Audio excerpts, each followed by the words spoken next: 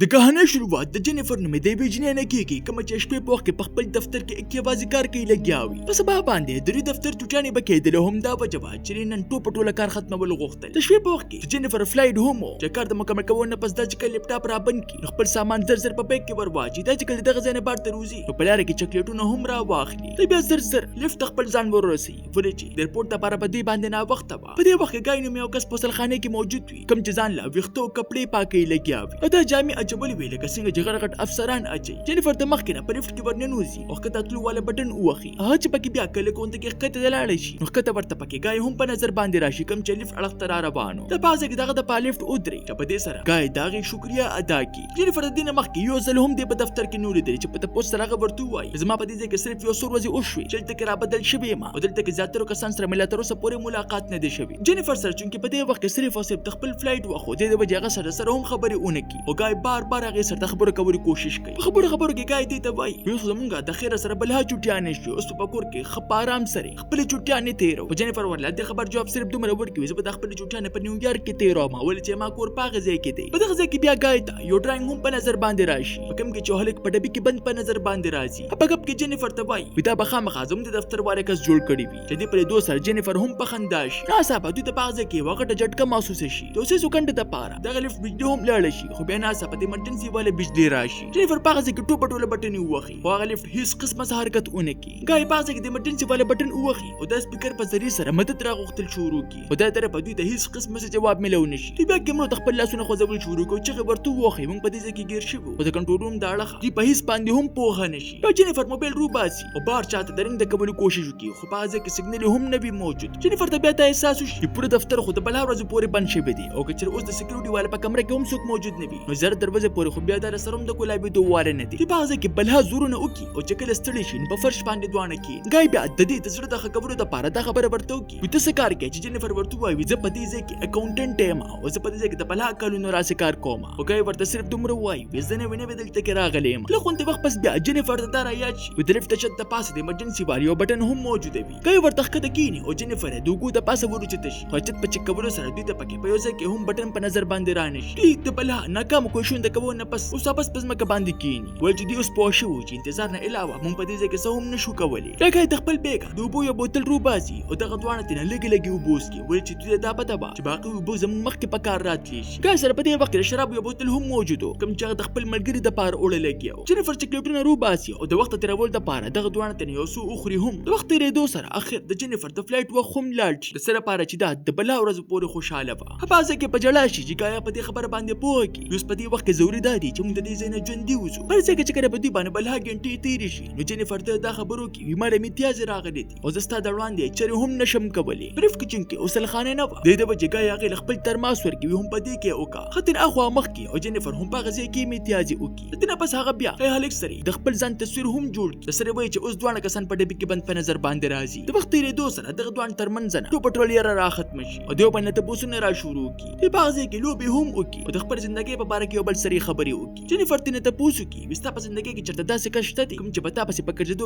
کې دلته کې راځي چې ګای ورته ووایي ونه زما ښځه شته دی او نه مې په دې ځای کې هېڅ څه ملګري شته دي ولې چې زه نوې دلته کې راغلی یم. جینیفر ورته بیا وایي ما خپل خاوند طلاق راکړی دی او اوس ما د هغه د رضا کولو دپاره د فلایټ نیسلو او هغه سره د ملاوېدو دپاره نیویارک ته تلمه. کله چې په دوی باندې په هغه ځای کې نیمه شپه شي نو ګای د شرابو بوتل راکوله وکړي. د لږ غونډې کې د هېرېدو نه پس جینیفر هم هغه سره په خوا کې کښېني او په هغه ځای کې بیا یو بل سره ګپ لګول شروع کړي. په هغه ځای کې دغه دواړه بیا د یو بل تصویران جوړول شروع کړي چې ګای ورته وایي ما ته چې کله هم خالي وخت میلاویږي نو زه پرې د خلکو تصویران جوړوم. ناڅاپه دغه د خولې نه دا خبره وخیږي وي ته ما مخکې هم په دې بلډینګ کې لیدلې چې دې په اورېدو سره جینیفر له غونډه کې ویریږي او بیا ورته دې خبره رابدلې کړي کېدای شي دا زما وهم هم کېدای شي. شرابو د اثر د وجې دغه دواړه یو بل ترازونه ویل شروع کړي. جینیفر ورته وایي وي د کالج په وخت کې زما یو هلک خوښ شوی هغه زه بیا پرېښودلم. د دې نه پس ګای ورته هم خپله خبره را شروع کړي وایي کله چې زه په کمپنۍ کې منیجر وم نو په هغه ځای کې زما یوه جینۍ خوښه شوې وه خو کله چې بیا هغه دا خبره له غونډه کې مخکې بوځي نو په دې سره هغه ویریږي او دې دا خبرو کې دا ریکارډینګ بند کړه. د دې نه پس ناڅاپه د ګای طبیعت حالت په بدلیدو شي. جینیفر ته وایي زما تا سره مینه پیدا شو او ماته داس لګیږي چې موږ دواړه هم د یو بل دپاره جوړ شوي. جینیفر هغه ته په هغه ځای کې صفا انکار وکړي. د دې هیڅ چېرې هم دا مطلب نه دی چې ته زما سره رشته دار شوې، زه اوس هم د خپل خاوند سره مینه کوم. قیصرګاه خفه شي، هغه په دې خبره باندې پوهولو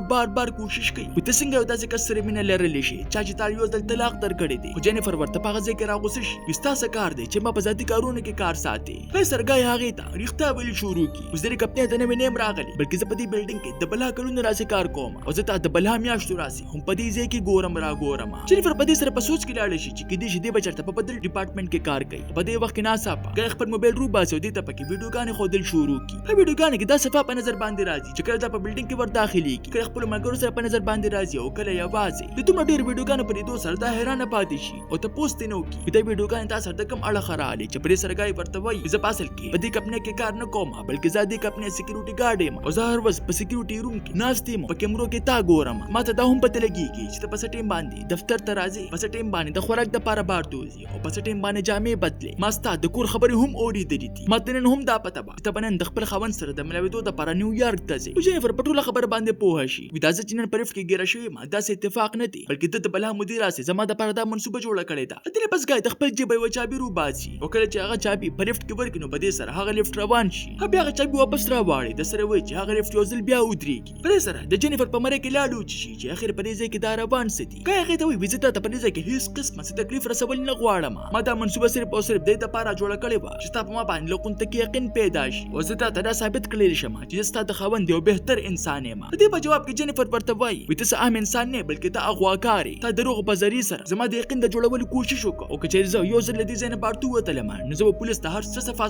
ووایم. دې په اورېدو سره ګای ویرېږي او زر ته زر هغه لفټ یو ځل بیا راودرېد. جینیفر اوس د هغه نه دغه چابي د اخیستو کوشش را شروع کړي او بلې طریقې سره دغه دواړو ترمنځ نه جګړه شروع شي. جینیفر چې کله هغه چابي ردیکه ورکړي نو په دې سره هغه چابي ماته شي. اوس دغه دواړه د یو څو منټه پورې بالکل خاموشه پاتې شي. اوس ګای هم هغه لفټ نشو روانولی. د سره وایي چې دی اوس په خپل جال کې په خپله باندې راګیر شوی. جینیفر د ډېر غوسې د لاسه خپل سینډل روباسي او په ده باندې پرې ګزار وکړي او بیا ترماس راواخلي او داسې ورله سر له روولي. د سره وایي چې د سره وینې بهېدل شروع شي. په دې سره دی بیا هم په هغه ځای کې را بېهوشه شي او جینیفر چې کله د احتیاط دپاره دا خواله ورشي نو په دې سره ګای پرې ناڅاپه حمله وکړي او بیا دا په خپله باندې هم داسې ځمکې له روولي. د سره وایي چې دا هم بېهوشه شي او دې په خپله باندې هم تر دې حده پورې زخمي چې یو ځل بیا راوغورځېږي. کله چې دا ځل له جینیفر سترګې وغړېږي نو ګوري چې په لفټ کې خو زموږ ټوپه ټول سامان ګډوډ پروت دی. دا تنه بیا دا تپوس را شروع کړي په دې بلډینګ کې خو به صرف او صرف یو سکیورټي ګارډ نه وي که نه چې دی ورته وایي نن د شپې په وخت کې دلته کې د درو ګارډو ډیوټي وه او باقي دوه ما چوټي کړل او د هغوی ځای هم ما واخیسته. ورته په هغه ځای کې کنځلې را شروع کړي چې دې په اورېدو سره دل یو ځل بیا غوسه ورشي او تر پاسدو نه پس دې په وښلو باندې شروع واچوي. ډېرې بېګه سامان روباسي او ټول ورله مات کړي چې په بیګ کې ورته بیا هغه شرټ هم میلو شي کوم چې د خپل خاوند دپاره اخیستلی و. ګای هغه شرټ راواخلو په خپله باندې واچوي او په لږ غونډه کې چک کولو سره په هغه بیګ کې ورته سګرټ هم میلو شي. دغه سګرټ راواخلي او جینیفر سره په خوا کې کښېني ولې چې هغه ته بس خپل ځان داسې ښکارېده چې لکه زه اوس د دې خاوند یم. په هغه ځای کې د کافي وخته تېرېدو نه پس کله چې ګای یو ځل بیا هغه چک چکي نو دا ځل ورته په هغه ځای کې یو میخ کولو میلو شي. د ترماس په ذریعې سره په هغه سر ځای باندې مسلسل وارونه وکړي چې بلا کوی شو نه پس د اخر هغه ځای کولو وکړي. دغه لفټ چې تر دې د پورې اوچتو چې یو کس په ځان له باندې هغلته کې نشو ورسېدلی. هلته کې د ورسېدو دپاره دوی له به یو بل سره مرسته کول پکار و. کله دا غوښتل چې جینیفر ما اوچت کړي او زه ټول نه مخکې بر وخېجم خو جینیفر سره دا یاره وه چې دی ما په دې ځای کې یوازې پرېږدي. ورته به وایي زه ستا وزن نشم اوچتولی لاول ته ما بر وخېجم زه به تاله بیا لاس درکړم خو د ګای په هغې باندې لږ غونته کې هم یقین نو هغه به داسې لګېدل وي که چېرته یو ځل بار ته لاړه نو پولیس ته به یې هر څه صفا ویلي. جینیفر بیا دغه یقین په ځان باندې پخولو دپاره دا خبره ورته کوي ته ما اوس وپېژندلې ته د هات نه سوا یو ښه انسان یې. که چېرې زه د دې ځای نه ووتلم هم زه به بیا هم پولیس ته څه هم نه ویم. د دې ځای نه وتو نه پس موږ دواړه به یوه نوې زندګي را شروع کړو. پرې سره اوس دې دغه په خبرو کې راشي کله چې ګای هغه په خپلو اوږو باندې ور اوچته کړي او دا بره ور وخېچي نو په هغه ځای کې دا په هغه پسې دا چت د بندولو کوشش را شروع کړي او دا خبره ورته صفا هم وکړي زه تا سره چېرته کې هم د تلو واله نه یم. زه بس پولیس خواله ځم او زه به یې په تا پس دلته کې راولم. حترمپایه په ذریعې سره بره د ختو کوشش را شروع کړي او ښکته دې د غوسې د لاسه لفټ له لتې ورکول شروع کړي. هلته کې چې بیا څومره هم جامې پرتې وې دې د هغې په ذریعې سره ځان دپاره یو پړی جوړ کړي او اوس د هغې د مدد په ذریعې سره دې بره راوخېچي. جینیفر هم په ډېرې تیزۍ سره مسلسل بره روانه وي او تر دې ته پورې کمزورې شوې وه چې ستړې شي. جینیفر په تلو تلو کې بار ته ربتو د ور خواته ور ورسېږي او په دې وخت کې ناڅاپه ګای ته نخ په ونیسي. جینیفر هغه له دلته ورکولو کوشش وکړي او په دې وخت کې دغه دواړو توره ګډوډه شي او دواړه ښکته راوغورځېږي. اوس دغه دواړه تر دې د پورې زخمي شوي چې یو ځل بیا بېهوشه شي. چې اوس که د راتلو نه پس جینیفر په دې خبره باندې پوه شي چې اوس خو موږ په مکمله توګه باندې په دې ځای کې ګیر شوي یو. اوس په طریقې سره دا غوښتل چې زه دې ځای کې د ایمرجنسي والا بټن ووهم. په ځای کې څه قازونه رايوځای کړي او هغې ته بیا اور ورته کړي چې د لوګي په پیدا کېدو سره دا ځای د ایمرجنسي وال نلکې را آزاد شي پزې کې نور هم بلا وخت تیر شي هیڅ قسمه مدد را نشي کله چې بیا پوښ کې راشي نو هغه ځل بیا په جینیفر باندې حمله وکړي او دا ځل جینیفر هغه سره هم په پوره طاقت سره مقابله شروع کړې و هغه په مخ باندې مضبوطه لته ورکی د سره وای چې یو ځل بیا په فرش باندې راغورځيږي بیا د کپلو په ذریعہ سره هغه لاسونو خپل کلک کلک وتړي او بیا بلیډ ور پسره واخلو د دمکی ورل ورکول شروع کی ته ماته هر څه صفه صفه وایا غنی دا کوته په در نه کټ کما پرې سره دی ورته مجبورن خپل نوم جون ډیګنز وای یم مخکې په بیغه کمپنۍ کې کار کوه زه په ځای کې منیجر وم ما سره پیسې هم و ګران گاډي هم هر سره سره او بیا چې زره پټې نه روانو ما خپل ملګری را سره هم کې ناستله مونږ بلا شراب سکرو چې بلار کې د نشي د وجې زمونږ ټوله ګډه وډه شواله او د ګاډي اکسیډنټ هم وشو پای ګاډي کې زله قونته کې هوښ شوم خو جنې پکې مړ شواله او ما بیا د جیل د خپل ځان د بچ کول د پاره خپل ټوپټول دولت وکیلانو په ججانو باندې والوزه او صرف د شپږ میاشتو جیل د تیرو نه پس یو ځل بیا بارتر وتلم او زه د لوقونته کې پیسو د ګټول د پاره دلته کې د سکیورټي ګارد نوکری کوم په ویډیو کې جنیفر دا خبره هم واضحه کی زه ټول مخکې د پلیف کې ګیره کړې ما او بیا را باندې په زور باندې د خبره د منلو کوشش هم کړې دي چې تنن پس نظام خزه او جنیفر سری خبره پر ثبوت راغلو په دې وخت کې ناسا په ایډو یو بل سکیورټي ګارد خپل خزه ځان سری بلډینګ ته را دننه کی چونکه په دې وخت کې بلډینګ خالی و د وجې د راغختل چې موږ زمې دغه بلډینګ د پاسه یو پارټي وکړو چې کله سکیورټي کیمرې ته ورسیږي نو په ځای کې ورته جون د سره په نظر باندې را نشي چې کله بیا سکرین ته پام وکړي نو په کیمرې کې ورته جنیفر او جون دوانه په لیفټ کې بند په نظر باندې راشي ډېر زر دغه خواله ورشي او درفت کوله بخلو کوشش را شروع کی کافي مهنت کوونه پس دی په کې لقون ته کې پیدا کی په ځای کې جون تر دې د پورې ځان چالاکه ثابت کی چې دوی وایي موږ ته لیفټ خراب شوی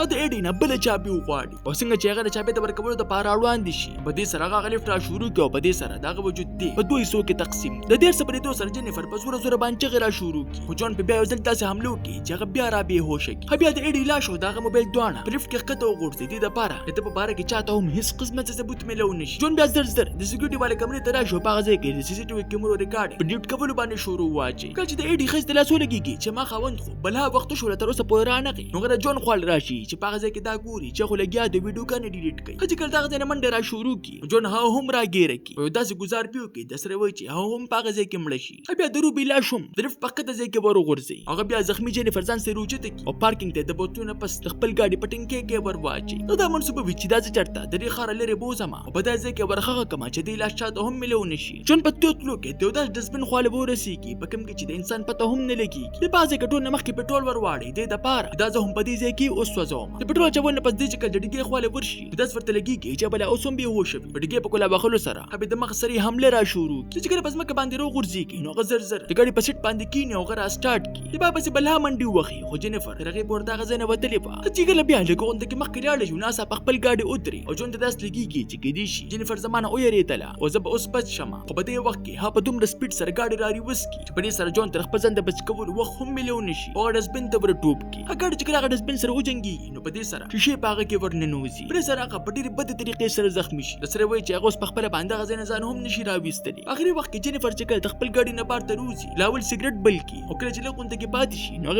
هغه دسبن ته ورولي سره وای چې پاغه ځکه داسې ور ولګي چې هغه پکې ایره شي تاسو ته دا نه کہانی څنګه ولګیدا ما خپل قیمتي رائے په کمنټ کې ضرور راکې ملاوي ګوبا په یو نوې ویډیو سره مال راکې اجازه بای